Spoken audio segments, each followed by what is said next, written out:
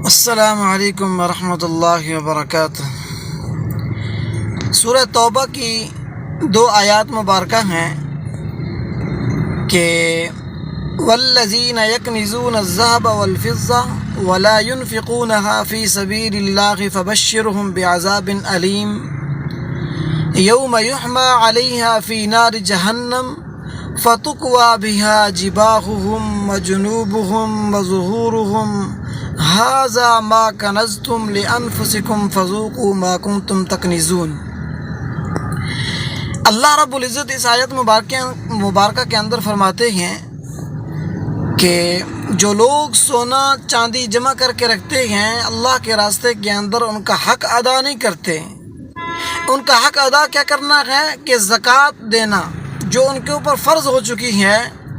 اگر ایک شخص صاحب حیثیت ہے، اس کے پاس سونا ہے، چاندی ہے، نقدی ہے، مال تجارت ہے، جیسے کوئی پلاٹ لے لیا آگے بیچنے کے لیے، کوئی گاڑی لے لیا آگے بیچنے کے لیے، تجارت کا کام کرتا ہے، کوئی پیسہ نقدی اس کے پاس پڑا ہوا ہے، سونا ہے، چاندی ہے، سب کو مکس کر کے اگر اس کی قیمت 52.5 تولہ چاندی یا 7.5 تولہ سونے کو پہنچتی ہے تو اس کے اوپر زکوٰۃ فرض ہے۔ 2.5% زکوٰۃ اس کو ادا کرنا ضروری ہے، یعنی 100 روپیہ اگر ہے تو 2.5 روپے دینے ہوں گے۔ اگر ٹوٹل کو اگر 40 کے اوپر تقسیم کر دیا جائے تو جو جواب آئے گا وہ اللہ کے راستے کے اندر زکوٰۃ دینا ضروری ہوگی۔ اللہ رب العزت نے یہ حکم کیوں دیا ہے؟ اللہ رب العزت چاہتے ہیں کہ یہ جو مال ہے، یہ پیسہ ہے، یہ مختلف ہاتھوں کے اندر تقسیم در تقسیم ہوتا رہے۔ ایک مالدار کے ہاتھ کے اندر پیسہ قید ہو کر نہ رہے۔ ایک مالدار کے پاس پیسہ ہے، پھر اس کے پاس سے غریب کے پاس جائے گا، غریب اپنا سامان لے گا، دکاندار کے پاس جائے گا، دکاندار اور سامان لے کر آئے گا، کسی اور دکاندار کے پاس جائے گا۔ تو یہ پیسہ اللہ رب العزت چاہتے ہیں کہ یہ گھومتا رہے اور غریب کا کام چلتا رہے۔ غریب غریب تر نہ ہو، امیر امیر تر نہ ہو۔ تو اللہ رب العزت نے یہ حکم دیا، یہ فریضہ ہے۔ اور یہ رمضان المبارک کا مقدس مہینہ ہے۔ اس رمضان المبارک کے مقدس مہینے میں فرض ادا کرنے کے اندر ہم لوگ بڑی کوتاہی کرتے ہیں۔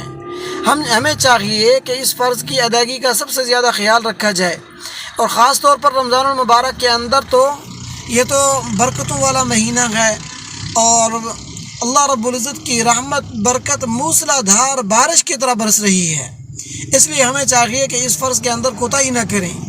جو صاحب حیثیت ہیں، جن کو اللہ رب العزت نے دیا ہے، جو شکر کرتے ہیں، جن کو اللہ نے دیا ہے، تو وہ آگے تقسیم کریں، اللہ کے راستے کے اندر دیں، زکوٰۃ کا فرض ادا کریں، اپنے پیسے کو پاک بنائیں، اس کو مشکوک نہ بنائیں۔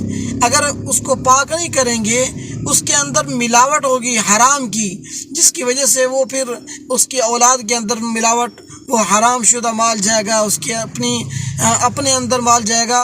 حدیث پاک کے اندر آتا ہے کہ جس کا کھانا حرام کا ہو، جس کا پینا حرام کا ہو، جس کا پہننا حرام کا ہو، تو ایسے لوگوں کی دعائیں قبول نہیں کی جاتی۔ تو آج جو ہماری دعائیں قبول نہیں ہوتی، وجہ اس کی کیا ہے؟ ہم اس کو نہیں دیکھتے۔ اور پھر اللہ رب العزت نے اگلی آیت مبارکہ کے اندر اس کی وعید بیان کی ہے۔ جو لوگ سونے چاندی کو، اپنے پیسے کو، مال تجارت کو اپنے پاس رکھ لیتے ہیں، بچا کر رکھتے ہیں، اس کا فرض ادا نہیں کرتے، تو اللہ رب العزت نے فرمایا کہ یوم یحمى علیہا فی نار جہنم، جو اس نے سونا چاندی مال تجارت اور جو نقدی پیسہ وغیرہ تھا سب کو جمع کر کے رکھا ہوا تھا، اللہ رب العزت اس پیسے کو، اس سونے کو، اس چاندی کو، اس خزانے کو جہنم کی آگ کے اندر پگھلائیں گے۔ پگھلا کر اسی سونے چاندی زیورات سے اللہ رب العزت فرماتے ہیں فَتُكْوَى بِهَا جِبَاهُهُمْ وَجُنُوبُهُمْ وَظُهُورُهُمْ، کہ اس سونے چاندی کے ذریعے سے جو زکوٰۃ نہیں دینے والا شخص، اس کی پیشانی کو داغا جائے گا، اس کے پہلو کو داغا جائے گا، اس کی پیٹھ کو داغا جائے گا۔ مفسرین نے لکھا ہے کہ یہاں پر پیشانی، پہلو اور اسی طرح پیٹھ کا تذکرہ کیوں کیا گیا ہے؟ مفسرین نے اس کی ایک وجہ لکھی ہے کہ جب کوئی پیسہ مانگنے والا سائل جب کوئی آتا ہے تو جب کوئی شخص پیسہ نہیں دیتا، سب سے اولاً اس کا دل نہیں کرتا پیسہ دینے کو، تو وہ منہ چڑھاتا ہے، منہ بناتا ہے، اس کی پیشانی کے اوپر تیوڑی آ جاتی ہے، تو جس کی وجہ سے اللہ رب العزت نے سب سے پہلے جو داغنے کا حکم دیا ہے وہ پیشانی کا دیا ہے۔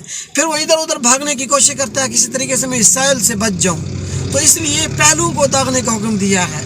جب وہ سیل کو چھوڑ کر چلا جاتا ہے تو اس کی پیٹھ نظر آتی ہے، اس لیے اللہ رب العزت نے اس کی پیٹھ کو داغنے کا حکم دیا ہے۔ اور ایک اور روایت کے اندر آتا ہے کہ آپ صلی اللہ علیہ وسلم نے فرمایا کہ قیامت والے دن جو اس نے مال سنبھال کر رکھا ہوا ہوگا، جو زکوٰۃ ادا نہیں کی ہوگی، وہ گنجے سانپ کی شکل کے اندر آئے گا، جو اس کو ڈسے گا، آ کر اس کو لپٹ جائے گا اور بتائے گا کہ میں وہ سونا ہوں، وہ چاندی ہوں، وہ تیرا مال ہوں جو اس نے سنبھال کر رکھا تھا۔ اس لیے ان چیزوں کو سمجھنا، علماء کے پاس بیٹھیں، اس چیز کو سمجھیں، اور اللہ کے راستے کے اندر ان احکامات کو پورا کرنا ہماری ذمہ داری ہے۔ اگر ہم اس کے اندر کوتاہی کریں گے تو پھر آخرت کے اندر ہمارے لیے مشکل کھڑی ہو جائے گی۔ اور دوسرا یہ ہے کہ رمضان المبارک کے اندر جو صدقۃ الفطر ادا کیا جاتا ہے، صدقۃ الفطر ادا کرنے کے لیے بعض ہمارے لوگ جو بھائی ہمارے اوورسیز ہیں، باہر رہتے ہیں، کوئی سعودی میں ہے، قطر میں ہے، یا دوسرے ممالک کے اندر جہاں بھی رہتے ہیں، تو ان کا جو صدقہ فطر ہوگا وہ وہیں کے حساب سے ہوگا۔ فرض کریں کہ ایک آدمی ہے، ایک ہمارے بھائی ہیں، ان کا نام شعیب ہے، وہ پاکستان کے ہیں لیکن اس وقت وہ قطر میں رہتے ہیں، تو ان کی جو اولاد ہے، بچے ہیں، وہ پاکستان میں رہتے ہیں لیکن وہ خود قطر کے اندر رہتے ہیں۔ جو ان کی نابالغ اولاد ہے، اس کی جو وہ صدقۃ الفطر ادا کریں گے وہ وہیں کے اعتبار سے کریں گے، یعنی قطر کے اعتبار سے کریں گے۔